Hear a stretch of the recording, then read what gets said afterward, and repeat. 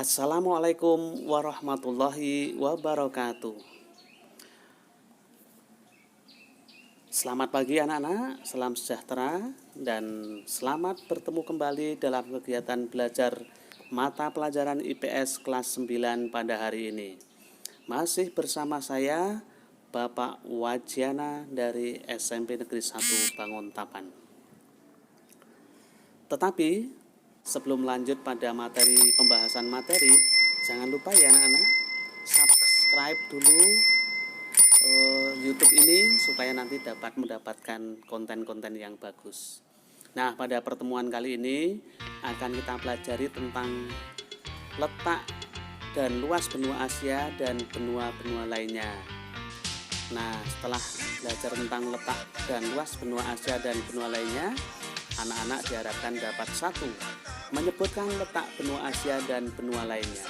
2. Menyebutkan luas benua Asia dan benua lainnya. 3. Menjelaskan tentang alam benua Asia dan benua lainnya. 4. Tentang alam benua Asia dan benua lainnya. 5. Menjelaskan iklim benua Asia dan benua lainnya. 6. Menjelaskan keadaan sosial budaya dan perekonomian di benua Asia dan benua lainnya. Nah, itu anak-anak, nanti kemampuan yang diharapkan oleh Bapak Guru pada kegiatan belajar tentang letak dan luas benua Asia. Lalu yang ke-7, dapat menyebutkan karakteristik benua Asia dan benua lainnya. Nah, anak-anak, sebelum lanjut, sekarang jawab pertanyaan Bapak dulu. Sebutkan 5 benua yang ada di permukaan bumi ini. Oke, tepat sekali. Itu adalah benua Asia, kemudian benua Amerika, kemudian benua Afrika, benua Eropa, benua Australia. Satu lagi mana ya? Nah, satu lagi adalah benua Antartika yang ada di kutub selatan yang tidak dihuni itu tepatnya. Nah, untuk pertemuan ini kita akan bahas mengenai benua Asia.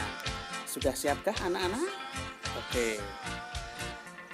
Benua Asia adalah benua terbesar di permukaan bumi karena luas wilayahnya itu hampir 60% dari seluruh daratan di permukaan bumi. Apakah semula benua itu seperti itu? Tidak, karena hanya ada satu benua namanya Pangea. Kemudian karena proses pergeseran terpecah menjadi Laurasia dan Gondwana. Karena terus-menerus mengalami pergeseran lempeng bumi, nah maka kemudian terdapat 6 benua seperti sekarang ini dan pulau-pulau kecil lainnya. Kembali ke benua Asia. Benua Asia terletak di antara 11 derajat lintang selatan dan 80 derajat lintang utara, serta dengan batas geografis utara Samudra Arktik, timur Samudra Pasifik, selatan Samudra Hindia, dan sebelah barat benua Eropa, Laut Tengah, dan Laut Merah. Luas benua Asia adalah 44.493.000 meter persegi yang secara mayoritas berada di belahan bumi utara, sebagian kecil di belahan bumi selatan. Nah, bentang alam benua Asia terdapat dikelompokkan sebelah barat berupa padang pasir, kemudian walaupun padang pasir tanahnya tandus tapi kaya minyak. Kemudian Asia Selatan didominasi pegunungan Himalaya. Daerahnya meliputi India, Pakistan, Afghanistan, dengan iklim di kawasan ini adalah monsun tropis sama seperti Asia Tenggara. Sedangkan di kawasan Asia Timur terdiri dataran rendah yang subur karena merupakan muara sungai-sungai besar yang mengalir dari tengah dan dataran tinggi Asia. Negara-negara di kawasan ini adalah Cina, Korea, dan Jepang. Nah, anak-anak, untuk iklim di Asia Timur itu adalah beriklim subtropis yang memiliki 4 musim, yaitu musim semi, panas, gugur, dan musim dingin. Sedangkan di kawasan Asia Utara terbentang dataran rendah Siberia yang merupakan wilayah negara Rusia yang berdekatan dengan kutub utara sehingga beriklim sangat dingin, yang selalu tertutup oleh es dan salju. Nah, untuk kawasan Asia Tenggara merupakan kawasan yang terdiri dari rangkaian pegunungan muda, yaitu daerah ini merupakan pertemuan pegunungan Sirkum Pasifik dan Sikum Mediterania, sehingga dengan gejala itu banyak muncul gunung berapi dan rangkaian cincin api. Pada umumnya wilayah Asia Tenggara beriklim tropis, yaitu banyak menerima sinar matahari dan panas. Sedangkan wilayah Asia Tengah beriklim gurun karena keberadaan gurun Gobi. Keadaan sosial budaya. Jumlah penduduk Asia mencapai 4 miliar. Penduduk terbesar di dunia, 60% dari populasi penduduk dunia. Yang terbanyak adalah penduduk Cina. Negara-negara di Asia dengan populasi penduduk besar adalah Cina, India, dan Indonesia. Di Asia terdapat beragam etnis, antara lain ras Mongoloid seperti orang Cina dengan ciri fisik kulit putih, mata sipit, seperti orang Jepang juga itu ras Mongoloid. Nah, orang Mongol, kemudian orang Tibet itu ras Mongoloid. Lalu yang kedua adalah ras Melayu. Nah, ras Melayu itu kulit dengan ciri-ciri adalah berkulit sawo matang, badan sedang. Itu adalah orang-orang Indonesia, Brunei, Malaysia, Burma, Thailand, Kamboja, dan Laos.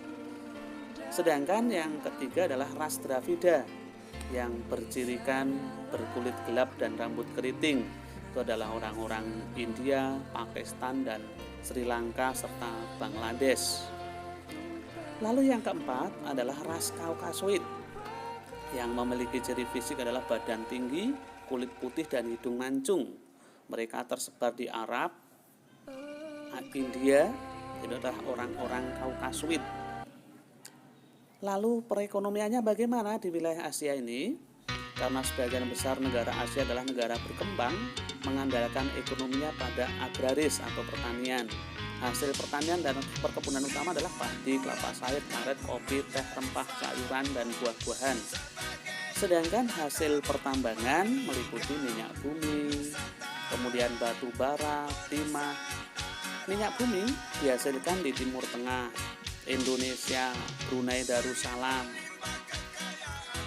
Sedangkan industri di Asia Tenggara meskipun belum berkembang secara merata, tapi sudah banyak negara industri maju seperti Jepang dengan industri elektronik dan kendaraan bermotornya, Korea Selatan, Cina, Taiwan, Singapura yang mengembangkan industri perdagangannya.